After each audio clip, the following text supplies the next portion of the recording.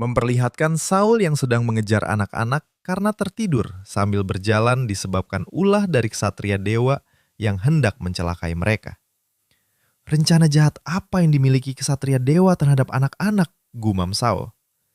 Tunggu dulu anak-anak. Ilva, Mac, Ronja, panggil Saul panik. Mereka benar-benar berjalan sambil tertidur. Kain putih apa ini? Kalian semua mau pergi kemana? Imbuh Saul. Berhati-hatilah Saul, guru yang tadi bilang kalau kita tidak boleh menyentuh anak-anak ini, ucap Robin mengingatkan. Dia sampai bersimbah darah loh, ucap Cooper menambahkan. Tapi dibilang begitu pun, sepertinya tidak ada apa-apa pada tubuh mereka. Selain itu, bisa gawat kalau mereka dibiarkan terus berjalan seperti ini, jawab Saul. Mengabaikan peringatan Robin dan Cooper, Saul pun tetap nekat menyentuh anak-anak itu. Ayo, kembalilah ke Seko. Saul pun terpental sembari mengeluarkan seteguk cairan merah. Sakit. Saul? Teriak Robin panik. Apa yang terjadi? Kau tertusuk oleh sesuatu?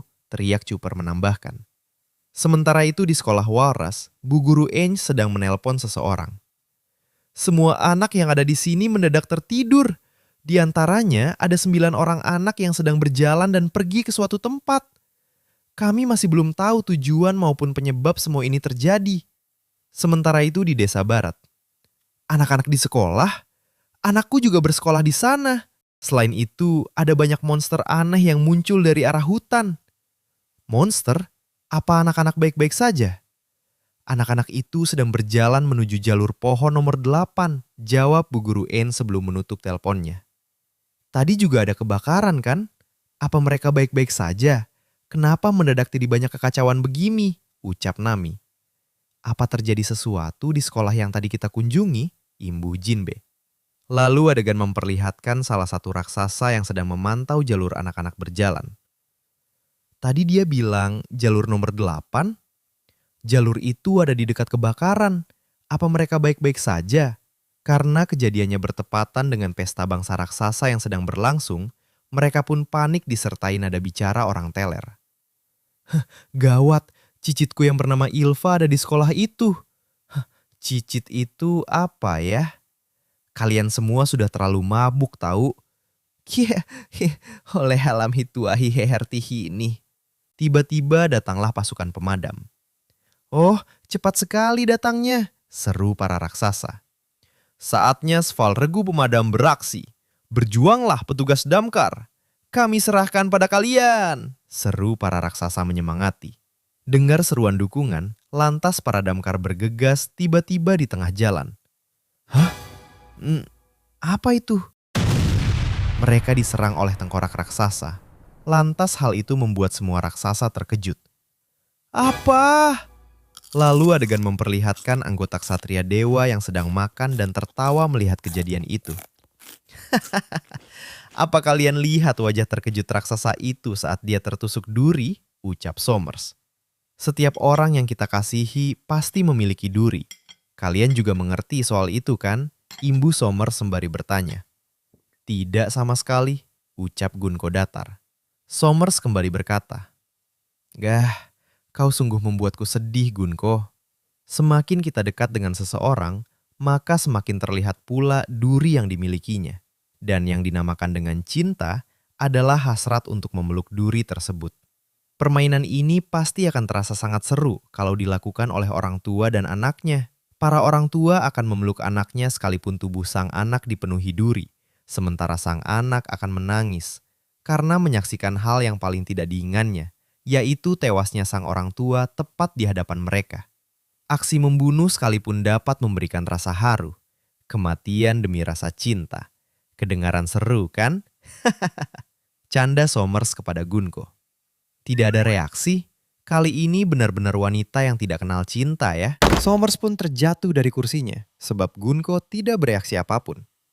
Omong-omong Gunko, jalan mana yang sudah kau pilih? Tanya Killingham. Ada dahan tebal yang mengarah lurus ke arah tengah. Aku membuat mereka berjalan mengikuti dahan itu sampai ke awan pulau yang ada di desa, jawab Gunko. Kalau lewat sana jadinya akan sangat mencolok, boleh juga. itu akan semakin menyadarkan raksasa itu soal betapa berdayanya mereka.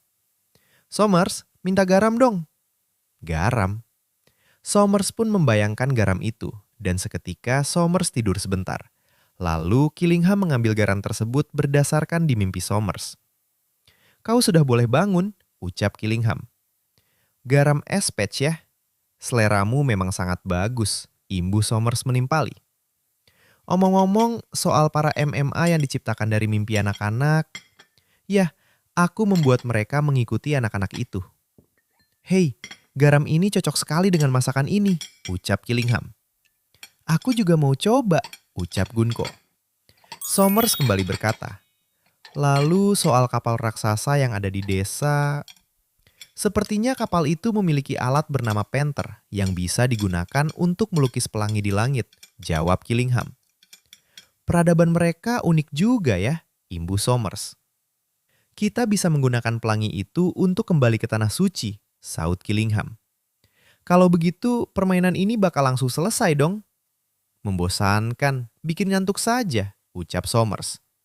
Perutku sudah kenyang. Dengan ini, semua jadi 0 kalori. Karena semua ini hanya mimpi ya. Tapi gizi yang masuk juga 0 loh, imbuh Killingham. Lalu Gunko berkata, tidak perlu khawatir Somers, pasti akan ada masalah yang terjadi. Karena aku melihat sebuah kapal bajak laut yang berlabuh di awan kulau desa. Yaitu kapal milik kelompok topi jerami, salah satu Yonko. Sementara itu kondisi anak-anak.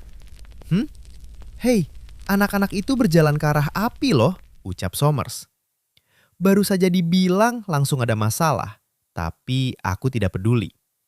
Kalaupun mereka mati, kita hanya perlu menculik anak-anak lain, jawab Gunko tegas.